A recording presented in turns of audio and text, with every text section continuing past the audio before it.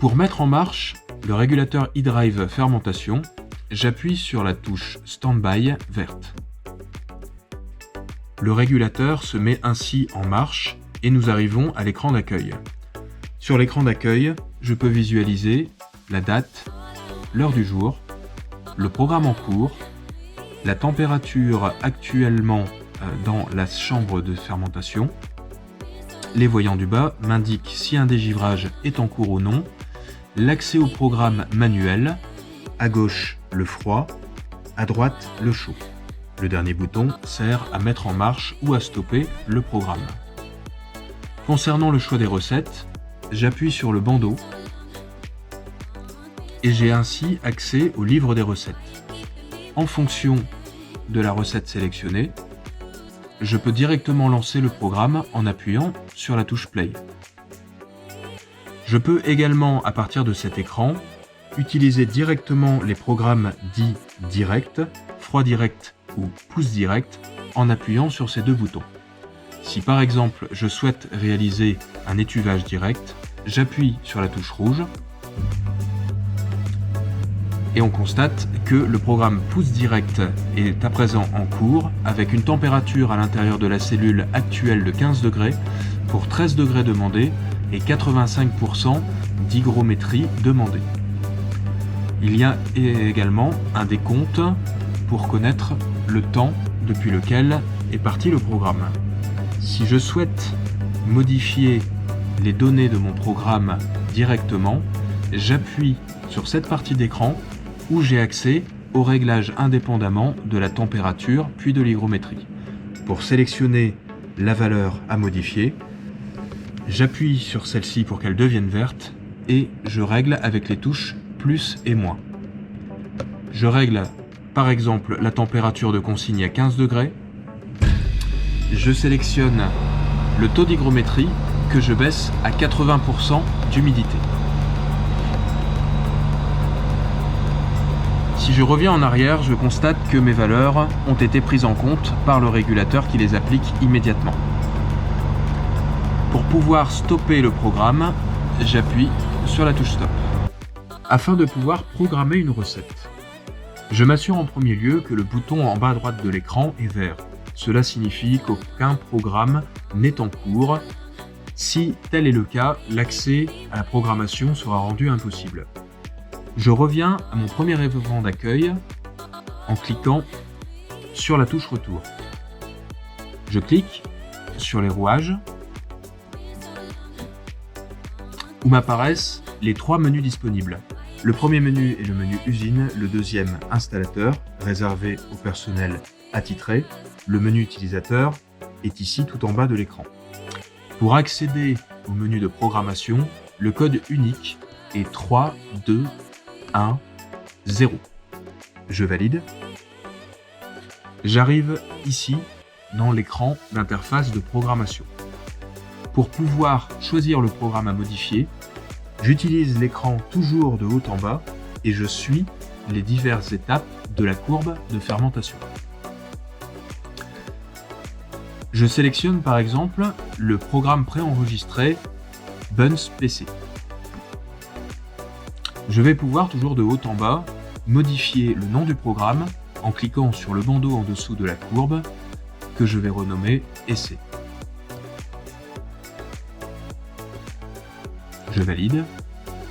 On constate qu'une modification a été effectuée et que la disquette est maintenant en surbrillance bleue. Pour pouvoir enregistrer les paramètres, il est important d'appuyer sur cette disquette périodiquement pour ne pas perdre les informations rentrées.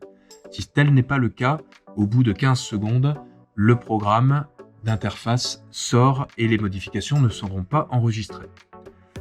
Je démarre par la phase descendante de la fermentation, qui est le pré-blocage, qui nous sert à refroidir l'enceinte de la chambre avant de pouvoir y introduire les chariots. Je peux régler les valeurs en cliquant sur les bandeaux où apparaissent les informations. Exemple, je règle la température du pré-blocage qui était ici à 2 degrés et je la transforme à 0 degré. Pour pouvoir modifier une durée dans le bandeau sélectionné, je veille bien à cliquer à gauche pour les heures, à droite pour les minutes. Ici, la durée du pré-blocage présélectionné est de 30 minutes Si je clique bien à droite de mes boutons, sans trop, je la réduis par exemple à 20 minutes, on voit que la modification a été effectuée. Je valide. Une fois le pré-blocage réglé, je peux intervenir sur les autres phases de la fermentation en cliquant sur la portion de courbe concernée.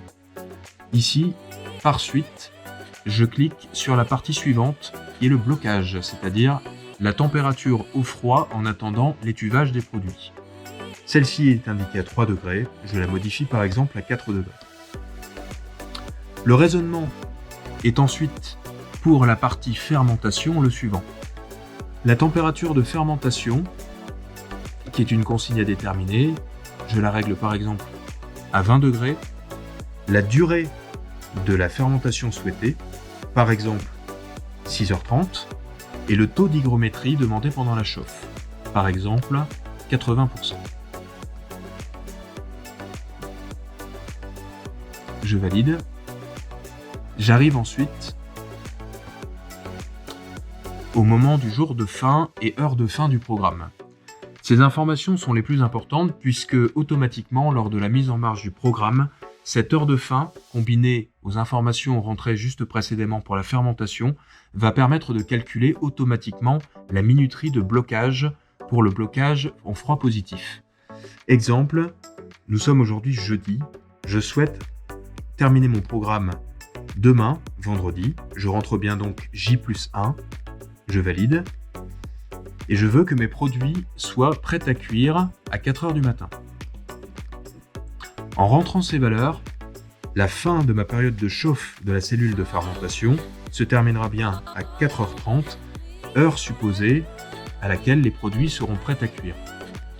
Si la chambre n'est pas déchargée à cette heure-là, afin de pouvoir limiter la perte des produits ou de permettre un déchargement plus lent de la chambre, nous pouvons programmer un maintien et un retour au froid qu'on appelle le poussé bloqué, que je règle par ici, et par exemple ici à 5 degrés. Une fois cette partie de courbe programmée, ma programmation est donc complète et je peux laisser soit le régulateur revenir automatiquement au menu d'utilisation, ou alors je sélectionne la flèche retour jusqu'à l'écran d'accueil. Mon programme peut se retrouver donc dans le bandeau des recettes. Je récupère ici bien le programme Essai que je sélectionne. Pour le mettre en route, j'appuie sur la touche Play. Comment régler la date et heure sur eDrive Fermentation? Je reviens au premier menu d'accueil et je clique sur les rouages. J'accède aux paramètres utilisateurs avec la dernière touche en bas. Je rentre le code 3210. En validant, je reviens au menu de programmation des recettes, mais qui est également enrichi dans le bandeau supérieur de 3 volets. Si je sélectionne le volet 2 sur 3, j'accède à la date du jour et à l'heure. Si je souhaite régler et passer à l'heure d'été ou d'hiver, j'appuie bien à gauche des deux petits traits centraux. Je rentre ici une heure à 16h54. Ma disquette s'allume, je valide en appuyant dessus. Si je reviens à mon menu d'utilisation,